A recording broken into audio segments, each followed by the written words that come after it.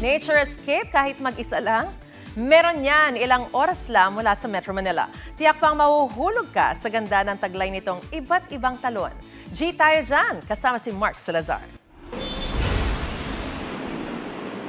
Sa abalang buhay ng syudad, hindi ba iiwasan ng saglit na pagtakas patungo sa yakap ng inang kalikasan?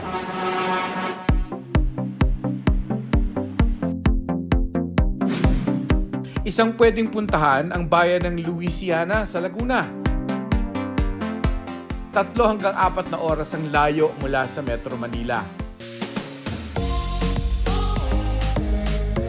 Dito, tiyak damdamin mo'y mahuhulog sa bangis at alindog ng Hulugan Falls. Sa tour group patungo rito, napiling sumama ni JB Vasquez. Nasa sistema ng araw niya ang pagiging solo traveler. Para sa kanya, ang bawat paglalakbay ay bagong simula. Solo joiner talaga ako kasi gusto kong may pinupuntahan ako once a month or every weekend. Alas 6:30 ng umaga ang briefing. Mula sa jump-off point, humigit kumulang kalahating oras ang bubunuin sa trekking bago marating ang paanan ng talon. At nang masilayan ni JB ang tanawin, para raw siyang na-fall ulit. Nakakatuwa kasi first time kong makapunta ng falls kasi sobrang laki ng Hulugan Falls para talagang 40 nang bumabagsak.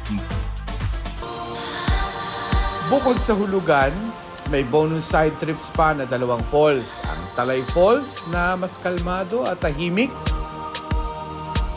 At ang Hidden Falls na literal na nakatago sa batuhan.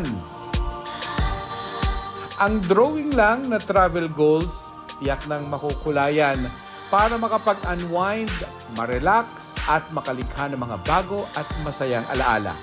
Solo ka man o kasama ang iba pang pareho ang hilig sa paglalakbay. Mark Salazar, nagbabalita para sa GMA Integrated News. Huwag magpahuli sa mga balitang dapat niyong malaman. Mag-subscribe na sa GMA Integrated News sa YouTube.